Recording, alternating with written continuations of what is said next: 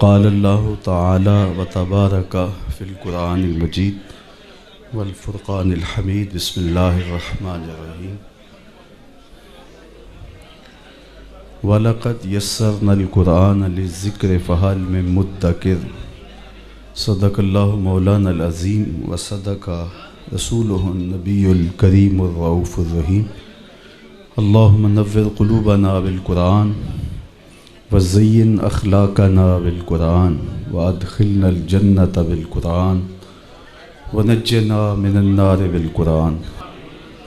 کتاب رحمت قرآن مجید سے جو کلمات میں نے تلاوت کیے ہیں ان میں ارشاد فرمایا گیا، ہم نے نصیحت کے لیے اس کتاب کو آسان کر دیا ہے۔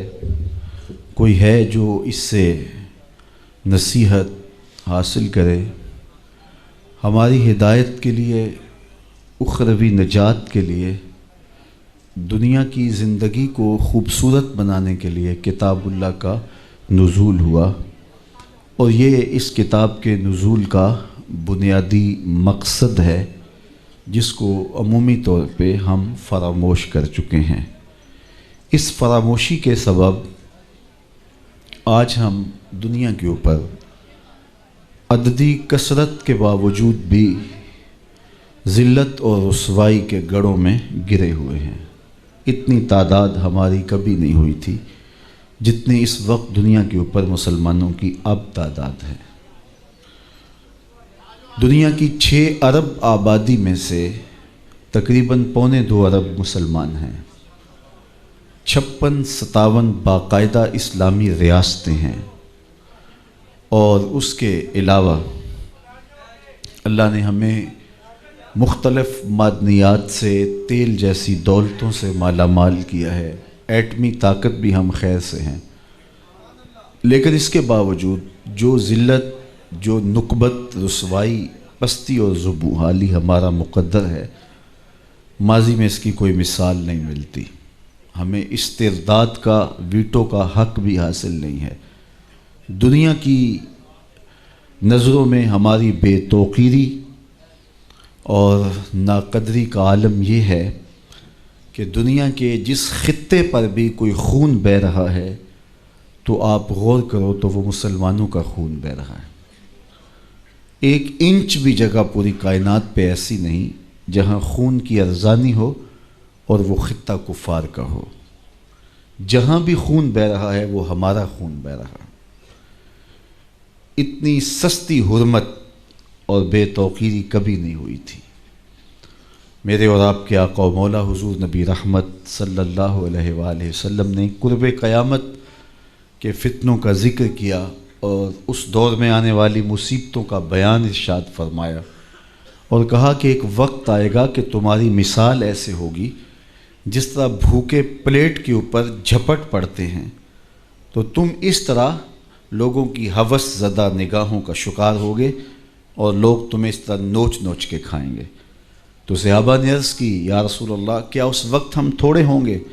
فرمایا نہیں، اس وقت تمہاری تعداد بہت ساری ہوگی، لیکن تم ہوگے جھاگ کی طرح، سیلاب کے اوپر اٹھنے والی جھاگ کی طرح تم بے وزن اور بے توقیر ہوگے۔ دنیا کے اوپر تمہاری کوئی قدر نہیں ہوگی، تمہیں کوئی پوچھنے والا نہیں ہوگا۔ عرض کی یا رسول اللہ اس کا سبب؟ فرمایا تمہیں ایک مرض لاحق ہو چکا ہوگا، اور اس مرض کا نام بھی بتایا، الوہن۔ عرض کی مل وہن یا رسول اللہ صلی اللہ علیہ وآلہ وسلم، حضور وہن کیا ہے؟ قال حب الدنیا و کراہیت الموت، دنیا کی محبت اور موت کا ڈر، یہ ایسی بیماریاں ہیں جو تمہیں کھا جائیں گی، اور تم وہن میں مبتلا ہو کر کے بے توقیر ہو جاؤ گے، اور بے توقیری کی زندگی تمہارا شعار ہوگا۔ اور آج دیکھ لیجئے، آج ہم کٹ رہے ہیں، لٹ رہے ہیں، پٹ رہے ہیں، لیکن ہم پھر بھی شاد کام ہیں۔ 56-57 اسلامی ملکوں کے حکمران غیرت کی چادر پھاڑ چکے ہیں، ہماری بیٹیاں غیروں کے نرغے میں ہیں۔ ایک وہ وقت تھا کہ دیبل کے ساحل پہ ایک بیٹی ناہید نے پکارا تھا تو محمد بن قاسم اللہ کے قہر کی بجلی بن کے آیا تھا، اور آج کتنی بیٹیاں غیروں کے نرغے میں ہیں، ہے کوئی ان کی فریاد سننے والا؟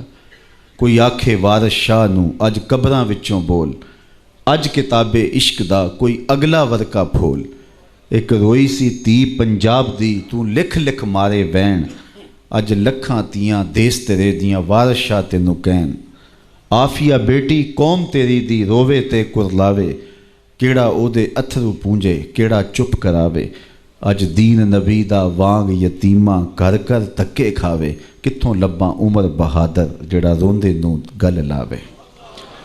آج یہ ہمارا حال ہے اور یہ ہماری صورتحال ہے جس سے ہم گزر رہے ہیں۔ تو میرے حضور علیہ السلام نے دور موجود کے اندر ہم جہاں جس نہج پہ پہنچے ہیں اس کی نشاندہی بھی کرائی، اور پھر یہ بھی بتایا کہ اس کا سبب وہن کا مرض ہوگا، اور وہن کا مرض ہے کیا وہ بھی بتایا، دنیا کی محبت اور کراہیت موت۔ آج دنیا کی محبت رچ بس گئی ہے، ہر شخص بظاہر تو یہ کہتا ہے کہ بچوں کا پیٹ پالنے کے لیے یہ دن رات کوشاں ہوں، جبکہ پیٹ کا اتنا لمبا چوڑا تقاضا تو نہیں ہے۔ دنیا کی محبت نے توڑ کے رکھ دیا ہے، ہم قدریں پامال کر چکے ہیں، ہماری زندگی بے ترتیب ہو کے رہ گئی ہے، مقصد حیات سے غافل ہو گئے ہیں، دو دنی چار کے چکر میں جو جہاں بھی ہے وہاں مطمئن ہی نہیں ہے۔ راتوں رات امیر ہو جاؤ اس کے لیے کوئی قدر کا پامال کرنی پڑے، کسی کا خون نچوڑنا پڑے، کسی پر ظلم جور اور جبر کا بازار گرم کرنا پڑے، لیکن مجھے دولت مند ہونا چاہیے، تو حب دنیا برباد کر کے رکھ دیتی ہے، اور آج یہ ہمارے اندر کوٹ کوٹ کے بری ہے، خواہشات کے جہاں آباد ہیں، اور ہم بس اسی چکر میں دن رات گزارا کر رہے ہیں، اور ایک دوسرے سے آگے بڑھنے کی اس دوڑ میں ہی ہم قدریں پامال کر چکے ہیں۔ ہمیں اپنے آپ کے لیے بھی وقت نہیں ہے کہ ہم سوچیں کہ ہم اس دنیا پہ بیٹھ نہیں رہنا، جتنا بھی کما لیں گے چھوڑ کے چلے جانا ہے۔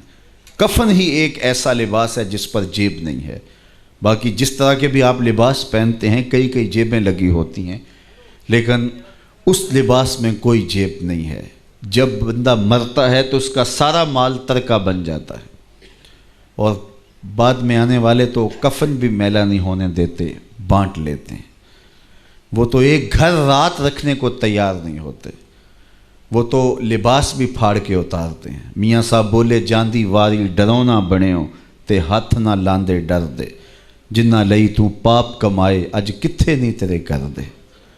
تو زندگی کی مختصر سامانی ہی زندگی کا حسن ہے، لیکن خواہشات نے ہمارے اندر کو نچوڑ کے رکھ دیا، اور ہم سویر سے شام تک ایک ہی دھن میں لگے ہیں کہ ہمارے پاس دولت کے انبار جمع ہو جائیں۔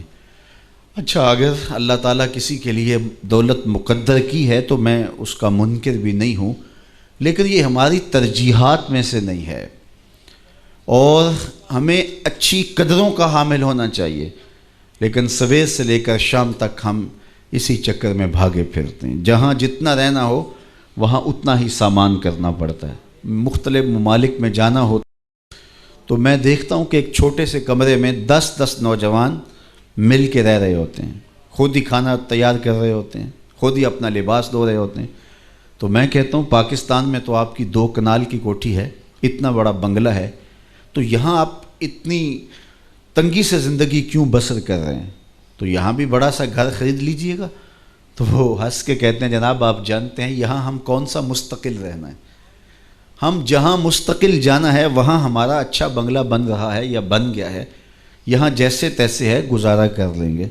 تو میں نے کہا یہی تو میں سمجھانے آیا ہوں، جہاں جتنا رہنا ہو وہاں اتنا ہی انتظام کیا جاتا ہے۔ تو یہ مختصر زندگی ہے، یہاں جتنا رہنا ہے اتنا انتظام کیا جائے۔ یہ ساری زندگی جو ہم گزارنے آئے ہیں کتنے سالوں پر مشتمل ہے؟ 50 سال، 60 سال، 70 سال، کوئی 100 سال کا ہو تو لوگ تو انٹرویو کرنے آ جاتے ہیں کہ آپ کی صحت کا راز کیا ہے۔ 60-70 سال یہ ساری زندگی، اور آخرت کا ایک دن 50,000 سال کا، 50 سال کا نہیں، 50-100 سال کا نہیں، 50,000 سال کا ایک دن، اور اس کے بعد نہ ختم ہونے والی زندگی۔ موت کو بھی مینڈے کی شکل میں لا کے ذبح کر دیا جائے گا، موت کو بھی موت آ چکی ہوگی، تو یہ کیسی زندگی ہوگی؟ تو اصل زندگی یہ زندگی ہے۔ اسی لیے خندق کھودتے صحابہ کو جب دیکھا ان پر پیار آیا تو یہی کہا، اے اللہ زندگی تو آخرت کی زندگی ہے، میرے انصار کو بھی بخش دے، میرے مہاجروں کو بھی بخش دے۔ تو اصل زندگی آخرت کی زندگی ہے، لیکن دنیا حلم، میٹھا خواب ہے، اور یہاں اس خواب سے بندے کی جب آنکھ کھلتی ہے تو پھر سمجھ آتی ہے، اور خواب میں بندہ ہچکورے لے رہا ہوتا ہے۔ تو ہم ان عجیب کیفیات کے اندر زندگی بسر کر رہے ہیں، جبکہ اصل حقیقی سرمدی اور نہ ختم ہونے والی زندگی آخرت کی زندگی ہے۔ وہ ایک فقیر تھا، تو اس نے بازار میں گزرتے ہوئے لوگوں کو دنیا میں کھوئے ہوئے دیکھا، تو اس کے دل میں ترس اور محبت کے جذبات پیدا ہوئے۔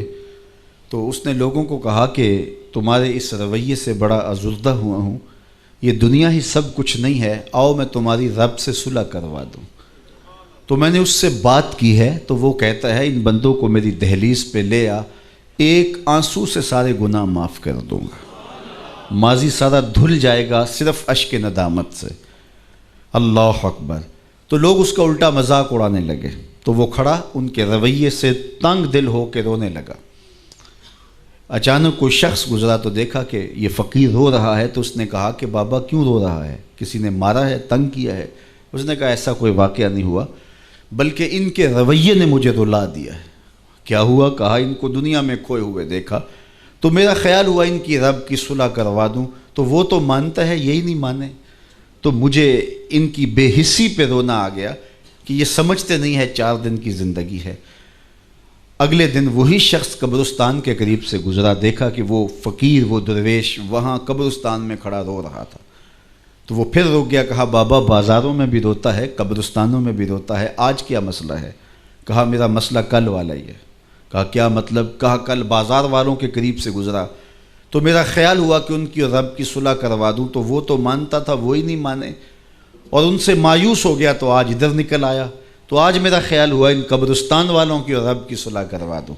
تو اس نے کہا آج کیا بنا؟ کہا آج یہ مانتے ہیں، وہ نہیں مانتا، آج اس کی رحمتیں برسنے کے لیے آمادہ ہیں، وقت آج میرے پاس بھی ہے، آپ کے پاس بھی ہے، کل یہ سب کچھ نہیں ہوگا، ہاتھ سے نکل چکا ہوگا، آنکھیں جب بند ہوں گی تب آنکھیں کھلیں گی، لیکن پھر کیا فائدہ؟ آج تو اس کی رحمتیں آواز دے رہی ہیں، یا ایھا الانسان ما غرک بربک الکریم۔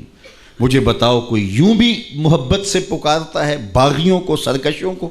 کبھی آپ نے مجرم کا پولیس کو تعاقب کرتے دیکھا ہوگا، سرکش شاگرد کے پیچھے استاد کو دوڑتے دیکھا ہوگا، نالائق بیٹوں کی مرمت باپ کو کرتے دیکھا ہوگا، لیکن پیار کا یہ روپ بھی کبھی دیکھا کہ جو اس کے حکموں کو توڑ کے جا رہا ہے، سرکش ہے، متمرد ہے، اس کے حکام سے منہ پھیر کے بغاوت کر کے جا رہا ہے، اس کو اس کی رحمتیں آواز دے رہی ہیں، یا ایھا الانسان، او بھاگنے والے انسان، ما غرک بربک الکریم، آجا پلٹ کے، تیرا رب بڑا ہی کریم ہے۔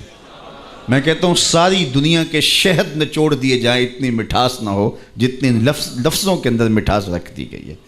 باغی اور سرکش کو آوازیں دی جا رہی ہیں، او بھاگنے والے آجا پلٹ کے، تیرا رب بڑا ہی کریم ہے۔